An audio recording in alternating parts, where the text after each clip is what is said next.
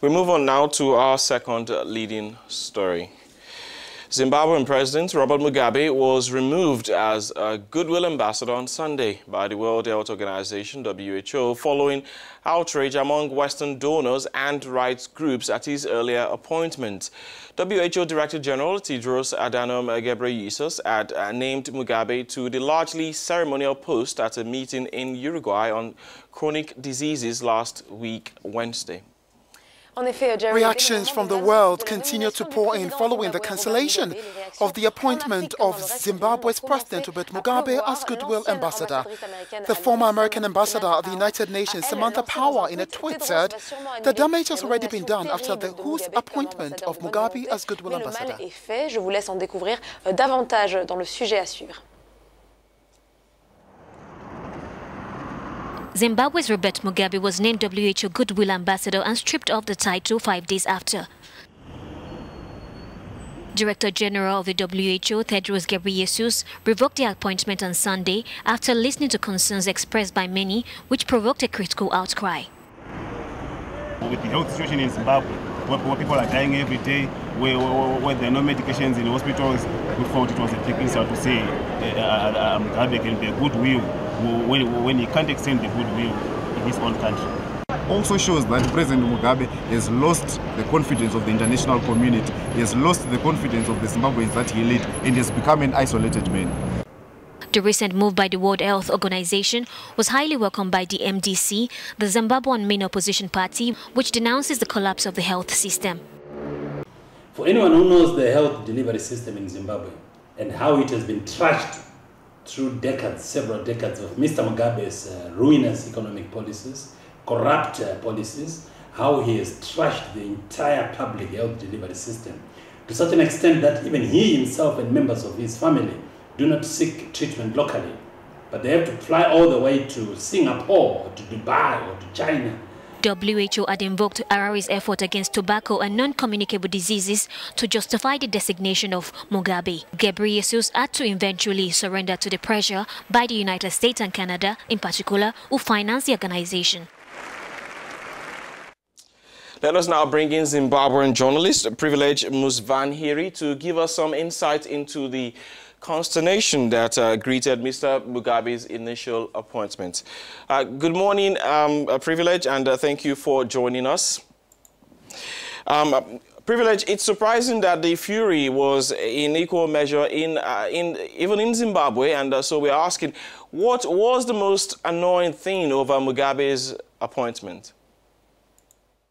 In the Zimbabwean context, the opposition and even the rights groups expressed shock that President Mugabe had been appointed as the goodwill ambassador for the non-communicable diseases in Africa. The issue is that they are pointing the fact that President Mugabe has presided over the collapse of the public health system in Zimbabwe, even though the World Health Organization had cited that the government of Zimbabwe is making it a priority to put communicable diseases at the center, and non-communicable diseases and also universal health coverage at the center of its health programs.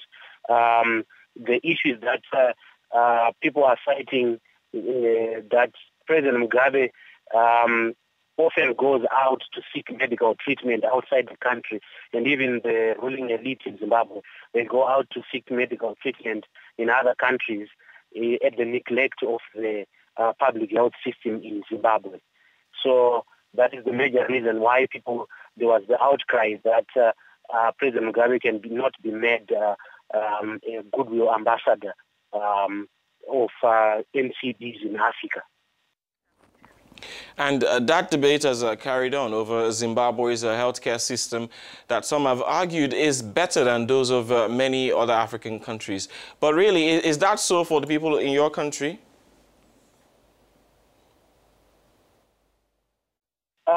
Yes, they have a point there in terms of comparison with other African countries.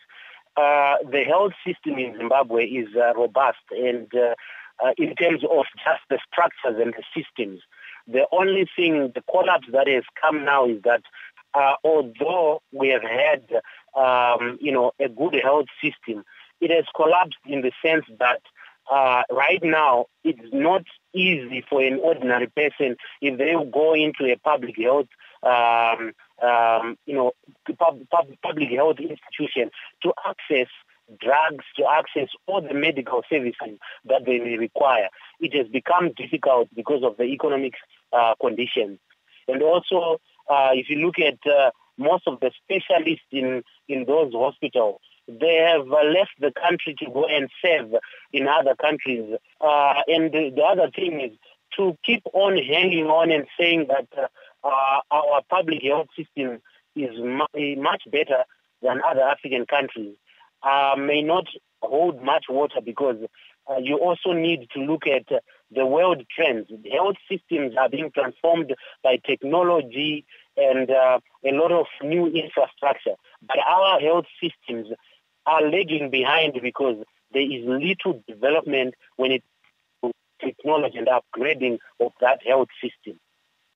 It would be interesting to know what has been the direct response from the Zimbabwean government over the cancellation of President Mugabe's appointment. Privilege, please tell us, has it prompted any discussion at all on taking measures to improve the healthcare system in Zimbabwe? The difficult part is we are in an election mode. At the moment, I think the reversal of the President Mugabe's appointment as a goodwill ambassador, it will not mean anything, because at the moment our government and the ruling party, they are preoccupied with the coming elections in 2018. Yes, diplomatically, in terms of the relationship between Zimbabwe and the World Health Organization, it may not be all that rosy, but it's the least of their problems, because at the moment, what they are thinking of is to put resources towards winning an election.